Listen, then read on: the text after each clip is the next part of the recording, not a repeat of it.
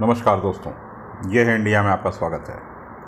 आज हम योगानंद जी के बारे में और उनके साथ होने वाली कुछ घटनाओं के बारे में चर्चा करेंगे और ये चर्चाएं अगले कुछ सीरीज़ में जारी रहेंगी। तो आइए आज हम जानते हैं, जब योगानंद जी की मुलाकात बाघ स्वामी से हुई थी तो क्या हुआ था, क्या घटनाएं घटी थीं और किस तरीके से योगानंद जी बाघ स्वामी तक पहुँचे। उन्हीं के शब्दों में हम अपनी बात को आगे बढ़ाते हैं कि योगानंद जी जब बाघ स्वामी से मुलाकात किए तो किस प्रकार से मिले। मैंने बाघ स्वामी का पता खोज निकाला है, चलो कल उनका दर्शन किया जाए। यह स्वागतार्ह प्रस्ताव हाई स्कूल के मेरे एक मित्र चंडी से मिला। अपने संन्यासपूर्ण जीवन में केवल अपने नंगे हाथों से बाघों के साथ लड़ने और उन्हें पकड़ने वाले इस संत का दर्शन करने के लिए मैं भी उत्सुक था। ऐसे असाधारण साहसिक कार्यों के प्रति बाल सुलभ उत्साह मुझ में भरपूर था। दूसरे दिन प्रातःकाल बहुत ठंड पड़ रही थी, पर मैं चंडी के साथ अत्यंत उत्साह और स्फूर्ति के साथ चल पड़ा। कोलकाता के बाहर भवानीपुर में बहुत देर तक व्यर्थ खोज करने के बाद हम ठीक घर पर पहुंच गए। दरवाजे पर लोहे की 2 गोलाकार कड़ियाँ लगी हुई थी। मैंने बहुत ज़ोर ज़ोर से खटखटाया। उस कर्णकर्कश खटखटाहट को सुनकर भी एक नौकर अंदर से धीरे धीरे आरामपूर्वक चलता हुआ हमारी ओर आया। उसकी व्यंग्यात्मक मुस्कान इस बात की द्योतक थी कि शोर मचाने वाले आगंतुक भी एक संत के घर की शांति भंग नहीं कर सकते। उसकी मौन भर्त्सना को हमने अनुभव किया, पर बैठक में आने के लिए आमंत्रित किए जाने पर चंडी और मैं उसके प्रति कृतज्ञ थे। वहाँ लंबी प्रतीक्षा हम लोगों के मन में शंका कुशंकाएँ उत्पन्न करने लगी। सत्य की खोज करने वाले भारत का अलिखित नियम है, धैर्य। संत महात्मा कभी कभी जानबूझकर दर्शनार्थी की उत्सुकता की परीक्षा ले सकते हैं। पाश्चात्य डॉक्टर और दंत चिकित्सक इस मनोवैज्ञानिक कूटनीति का भरपूर प्रयोग करते हैं। अंततः नौकर द्वारा बुलाए जाने पर चंडी और मैं एक शयन कक्ष में गए। वहाँ सुविख्यात सोहम स्वामी अपने पलंग पर लेटे हुए थे। उनके भीमकाय शरीर को देखकर हम दोनों के मन में अद्भुत प्रभाव पड़ा। आंखें फाड़े हम अवाक उनकी ओर देखते रहे। वैसी विशाल छाती और फुटबॉल की तरह बाजुएं हमने पहले कभी नहीं देखी थीं। अत्यंत मजबूत भरी गर्दन पर स्वामी जी का उग्र दिखने वाला परंतु शांत मुखमंडल मूछ दाढ़ी और झूलते केसों से सुशोभित था। उनकी काली आंखों में कबूतर एवं बाघ समान गुणों का मिला जुला संकेत चमक रहा था। दृढ़ मांसल कटी प्रदेश को घेर कर पहने हुए एक व्याघ्र चर्म के अतिरिक्त उनके शरीर पर कोई कपड़ा नहीं था। जब हमारी वाक शक्ति लौट आई तब हम बाघों के साथ लड़ने में उनकी वीरता के प्रति आदर युक्त विस्मय प्रकट करते हुए मैंने उनका अभिवादन किया। क्या आप कृपा करके हमें यह नहीं बताएंगे कि वन्य पशुओं में सबसे भयंकर रॉयल बंगाल टाइगर को केवल अपने हाथों से परास्त करना कैसे संभव है? मेरे बच्चों, बाघों के साथ लड़ना मेरे लिए कुछ भी नहीं है।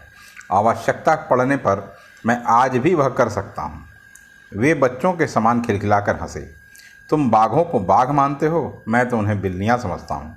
स्वामी जी, मैं अपने मन को तो विश्वास दिला सकूँगा कि बाघ बिल्लियाँ मात्र हैं, परंतु मैं बाघों को क्या वैसा विश्वास बता पाऊंगा? निश्चय ही शक्ति भी आवश्यक है। केवल कोई बच्चा बाघ को घरेलू बिल्ली मान लेगा तो उसे बाघ पर विजय मिल जाएगी, यह मानना व्यर्थ है। मेरे शक्तिशाली हाथ शस्त्र के रूप में पर्याप्त हैं। उन्होंने हमें अपने आंगन में आने को कहा, जहां एक दीवार के किनारे पर उन्होंने प्रहार किया। दीवार की एक ईंट टूटकर जमीन पर गिर पड़ी। टूटे हुए दांत की तरह बनी खाली जगह से आकाश धृष्टतापूर्वक झांकने लगा। मैं हक्का बक्का रह गया। सोचने लगा कि जो आदमी एक ही प्रहार से दीवार में चुनी हुई ईंट को गिरा सकता है, वो अवश्य ही बाघों के दांत भी तोड़ सकता है। अनेक लोगों में मेरे समान शारीरिक शक्ति होती है, परंतु फिर भी उनमें दृढ़ आत्मविश्वास का अभाव होता है, जो शरीर से तो बलिष्ठ होते हैं परंतु मन से नहीं। वे जंगल में स्वच्छंद विचरण करते हिंसक पशु को देखकर ही मूर्छित हो सकते हैं। प्राकृतिक परिस्थितियों में वास करने वाला और अपने मूल हिंसक स्वभाव के अनुसार जीने वाला बाघ सर्कस के अफीम खिलाए गए बाघ से अत्यंत भिन्न होता है। भीम के समान प्रबल शक्तिशाली होते हुए भी अनेक व्यक्ति रॉयल बंगाल टाइगर के प्रचंड आक्रमण के सामने अत्यंत भयभीत और असहाय हो उठते हैं।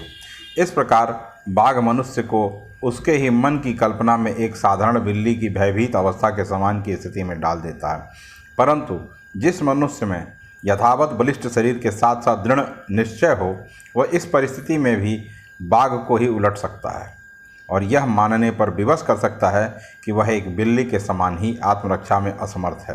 कितनी ही बार मैंने यही किया है। मैं यह मानने को पूर्णतः तैयार था कि मेरे समक्ष उपस्थित अति शक्तिशाली पुरुष बाघ को बिल्ली में रूपांतरित करने में समर्थ थे। वे कुछ उपदेश देने की मनः स्थिति में प्रतीत हुए। चंडी और मैं आदर के साथ उनकी बातें सुनने लगा। मन ही मांसपेशियों को नियंत्रित करता है। जैसे हथौड़े के आघात की शक्ति उस पर लगाए गए बल पर निर्भर होती है, वैसे ही मनुष्य की शारीरिक शक्ति की अभिव्यक्ति उसकी आक्रामक इच्छा शक्ति की तीव्रता एवं साहस पर निर्भर करती है। मन ही अक्षरशः शरीर का निर्माण करता है और वही उसे जीवित रखता है। गत जन्मों की प्रवृत्तियों की प्रबलता के अनुसार अच्छे या बुरे स्वभाव गुण धीरे धीरे मानव चेतना में उतरते हैं। ये स्वभाव गुण आदतों में ढल जाते हैं और ये आदतें फिर एक वांछनीय या अवांछनीय शरीर के रूप में प्रदर्शित होती हैं। बाह्य दुर्बलता की जड़ मन में होती है और आदत से लाचार शरीर मन की अवहेलना करता है। इस प्रकार यह कुचक्र चलता जाता है। यदि मालिक नौकर की आज्ञा का पालन करने लगे तो नौकर निरंकुश स्वेच्छाचारी हो जाता है। इसी प्रकार मन भी शरीर की आज्ञाओं का पालन करके उसका दास बन जाता है। हमारे अनुनय पर यह तेजस्वी स्वामी अपने जीवन के बारे में हमें कुछ बताने के लिए सहमत हो गए। बचपन से ही बाघों से लड़ने की महत्वाकांक्षा मेरे मन में थी। मेरी इच्छा शक्तिशाली थी परंतु देह दुर्बल थी। मेरे मुंह से आश्चर्योद्गार फूट पड़ा। यह अविश्वसनीय लगता था कि पृथ्वी का भार उठाने योग्य कंधों वाले इस मनुष्य का दुर्बलता के साथ दूर दूर तक कोई परिचय रहा होगा। स्वास्थ्य और शक्ति के चिंतन में अदम्य दृढ़ता द्वारा ही मैंने इस बाधा को दूर करने में सफलता प्राप्त की। इस प्रभावशाली मानसिक शक्ति की प्रशंसा करने के कारण और भी बढ़ जाता है क्योंकि मैंने देखा कि रॉयल बंगाल टाइगरों को पराजित करने वाली वस्तुतः यही शक्ति थी। स्वामी जी, क्या आपको लगता है कि मैं भी कभी बाघों से लड़ पाऊंगा? यह मेरा पहला और अंतिम अवसर था जब यह विचित्र महत्वाकांक्षा मेरे मन में हो उठी। हाँ, वे मुस्कुरा रहे थे, परंतु बाघ अनेक प्रकार के होते हैं। कुछ मनुष्य की इच्छा वासनाओं के जंगल में घूमते हैं। पशुओं को अपने प्रहार से बेहोश कर देने से कोई आध्यात्मिक लाभ नहीं होता है। उससे अच्छा यह है कि तुम अपने अंतर में घूमते उन बाघों को पराजित करो। स्वामी जी, क्या आप हमें बताएंगे कि आप हिंसक बाघों को अपने वश में करते करते हिंसक वासनाओं को वश में कैसे करने लग गए? बाघ स्वामी मौन हो गए। अतीत के दृश्यों को निहारने का प्रयास करती उनकी दृष्टि सुदूर कहीं लग गई। मैंने भांप लिया कि उनके मन में मेरे अनुरोध को स्वीकार करे या ना करे इस पर थोड़ी उथल पुथल चल रही थी। अंत में मन ही मन स्वीकार करके वे मुस्कुरा उठे।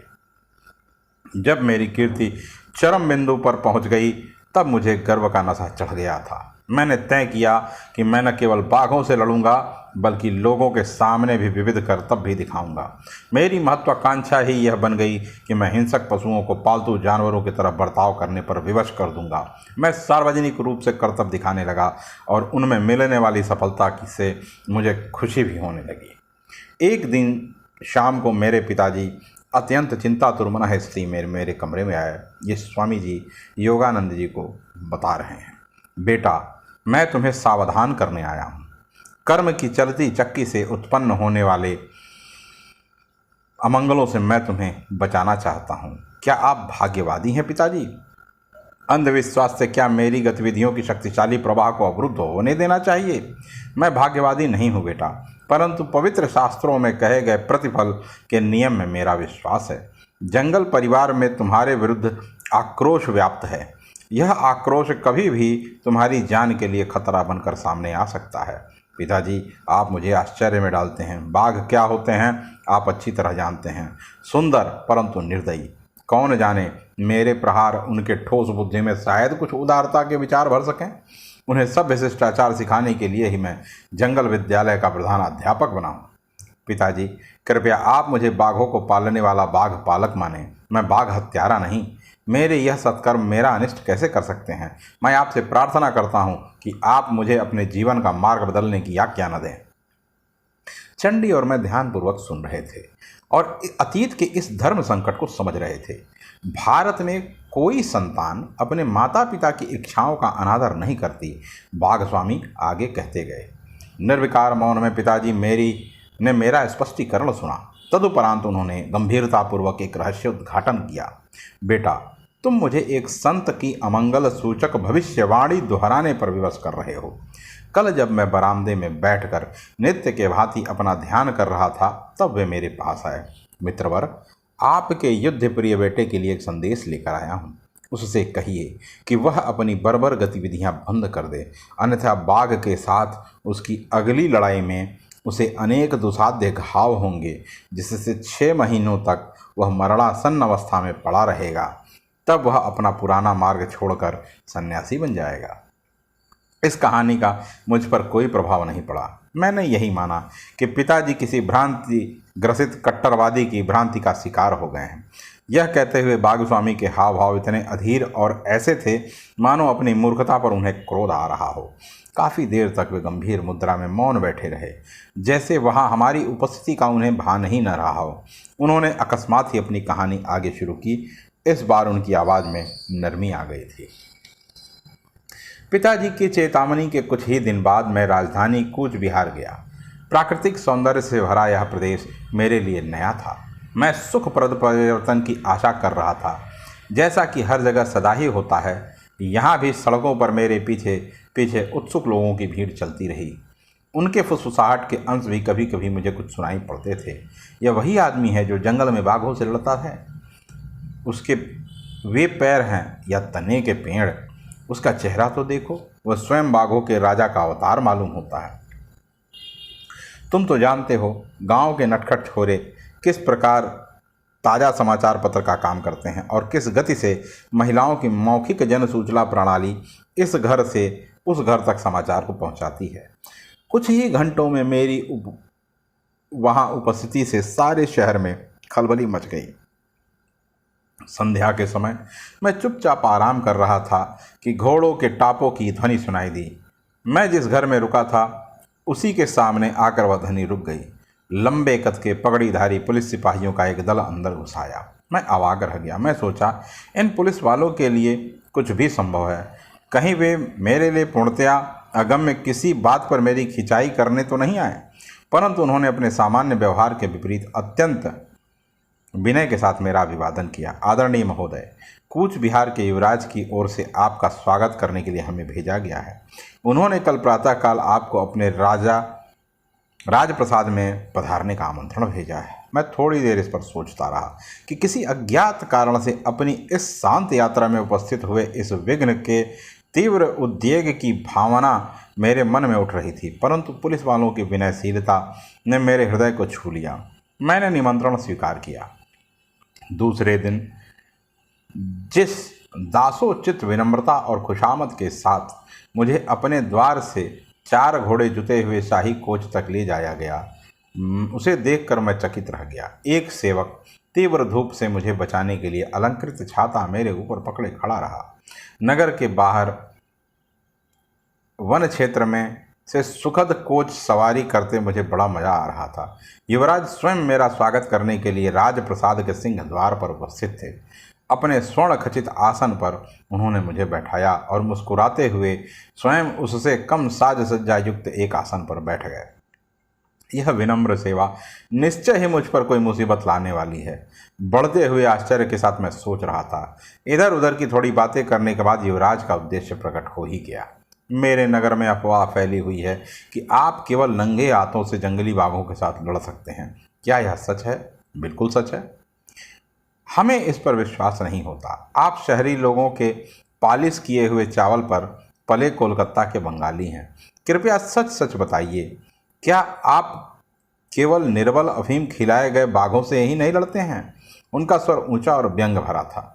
उनके बोलने के ढंग में उनके प्रांत की शैली झलक रही थी। उनके उस अपमानजनक प्रश्न का उत्तर देना मैंने आवश्यक नहीं समझा। हम हाल में ही पकड़े गए अपने बाघ राजा बेगम के साथ लड़ने की आपको चुनौती देते हैं। यदि आप उसका सफलतापूर्वक सामना कर सके और उसे जंजीर में बांधकर चेतन अवस्था में उसके पिंजड़े से बाहर निकल सके, तो वह रॉयल बंगाल टाइगर आपका हो जाएगा। इसके अतिरिक्त सहस्त्रावधि रुपए एवं अन्य कई उपहार भी आपको मिलेंगे, और यदि आपने उससे लड़ना अस्वीकार किया तो हम अपने पूरे राज्य में आपको पाखंडी घोषित कर देंगे। उनके उद्वत शब्द गोलियों की बौछार के समान मुझे लग गए। मैंने गुस्से से उनकी शर्तें स्वीकार कर लीं। उत्तेजना में आसन से उठ खड़े हुए और युवराज निष्ठुर मुस्कान के साथ वापस बैठ गए। उनकी वह मुस्कान देखकर मुझे उन रोमन सम्राटों की याद आ गई जिन्हें ईसाइयों को हिंसक पशुओं के साथ लड़ाने में बड़ा आनंद आता था। युवराज ने आगे कहा, आपकी लड़ाई आज से 1 सप्ताह बाद होगी। हमें खेद है कि हम लड़ाई से पहले आपको बाघ देखने की अनुमति नहीं दे सकते। युवराज को कहीं यह भय तो नहीं था कि मैं बाघ पर सम्मोहन विद्या का प्रयोग करूंगा या उसे अफीम खिलाने का प्रयास करूंगा? मैं नहीं जानता। मैं राजप्रसाद से चल पड़ा। मज़े की बात यह थी कि अब की बार न तो राजछत्र था और न ही वह साज सज्जा युक्त कोच। अगले सप्ताह भर मैं आगामी अग्नि परीक्षा के लिए अपने मन और शरीर दोनों को विधिवत तैयार करता रहा। अपने नौकर द्वारा मुझे विलक्षण कहानियां सुनने को मिल रही थीं। पिताजी के पास संत ने जो भीषण भविष्यवाणी की थी वह किसी प्रकार लोगों में फैल गई और फैलते फैलते बढ़ती गई।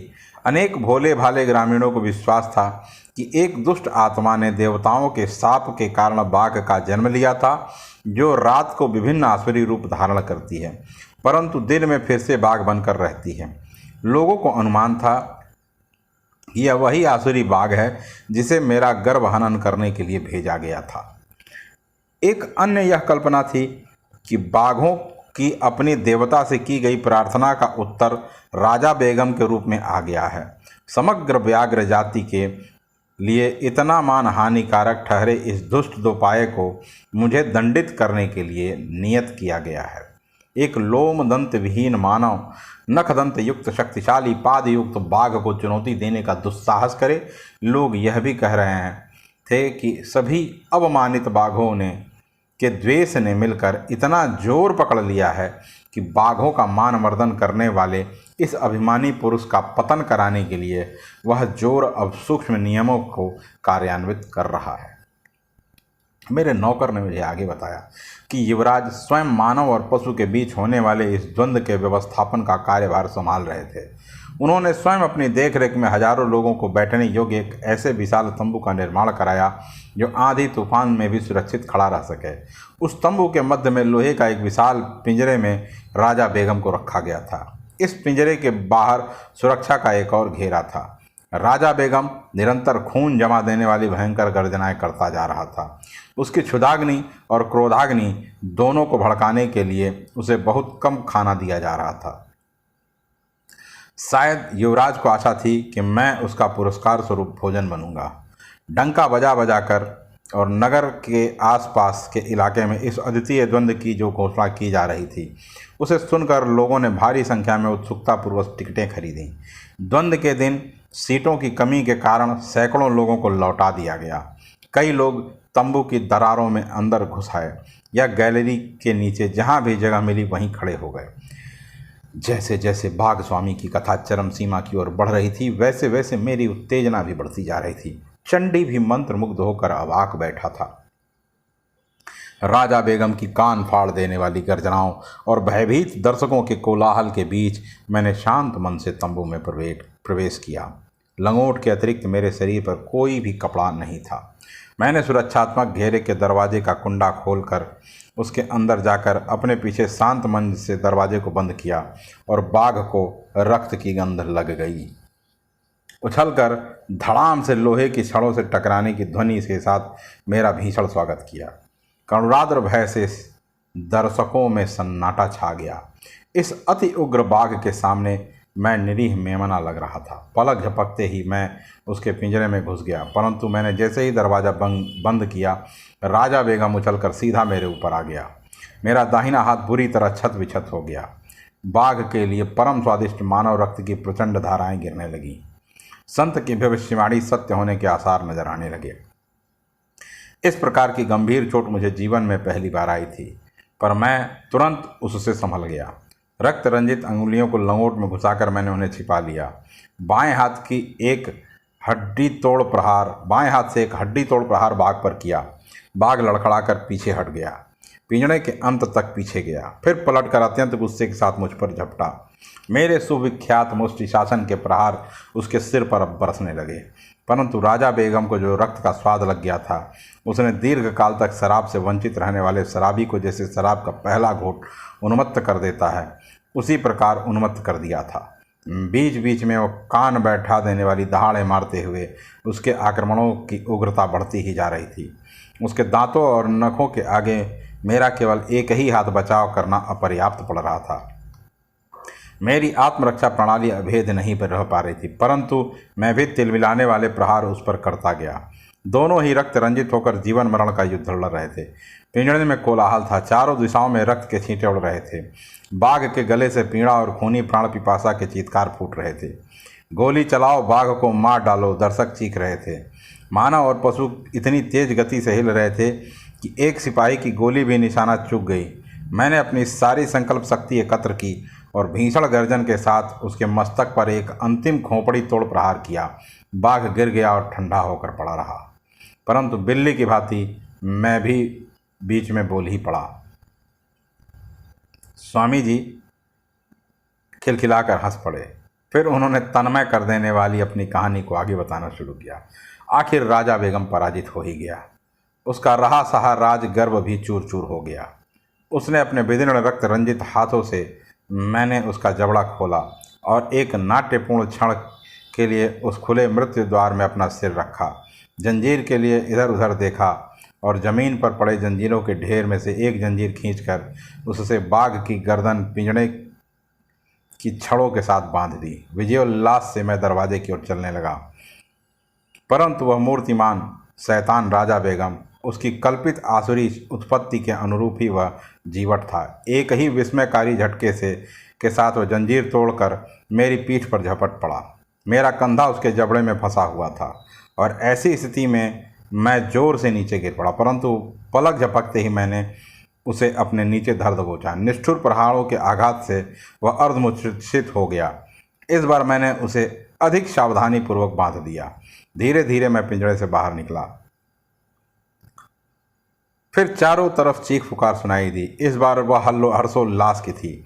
भीड़ की चीख पुकार की हर्ष ध्वनि जैसे एक ही विराट गले से निकल रही थी। मैं भीषण रूप से घायल तो हो गया था, परंतु फिर भी मैंने अपने द्वंद्व की तीनों शर्तें पूरी कर दी थी। बाघ को अचेत करना, उसे जंजीर से बांधना और बिना किसी प्रकार की सहायता लिए पिंजड़े से बाहर आना। इसके अलावा मैंने उस हिंसक पशु को इस तरह घायल और भयभीत कर दिया था कि मेरे सिर का अप्रतिम पुरस्कार अपने मुख में पाकर भी उसकी ओर उसने कोई ध्यान नहीं दिया।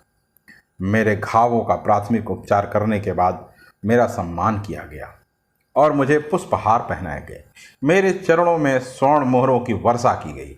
असाधारण रूप से विशाल और वैसे ही क्रूर बाघ पर मेरी विजय की अंतहीन चर्चाएं चारों ओर सुनाई दे रही थीं। वचन के अनुसार राजा बेगम मुझे दे दिया गया, परंतु मुझे कोई हर्ष नहीं हुआ। मेरे हृदय में आध्यात्मिक परिवर्तन आ गया था। ऐसा प्रतीत हो रहा था कि पिंजड़े से बाहर निकलने के साथ ही मैंने अपने संसार की अपनी सारी महत्वाकांक्षाओं के द्वार भी बंद कर दिए थे। उसके बाद कुछ समय अत्यंत वेदना और मनस्ताप में बीता। रक्त में विष फैलने के कारण 6 महीने तक मैं मरणासन अवस्था में पड़ा रहा।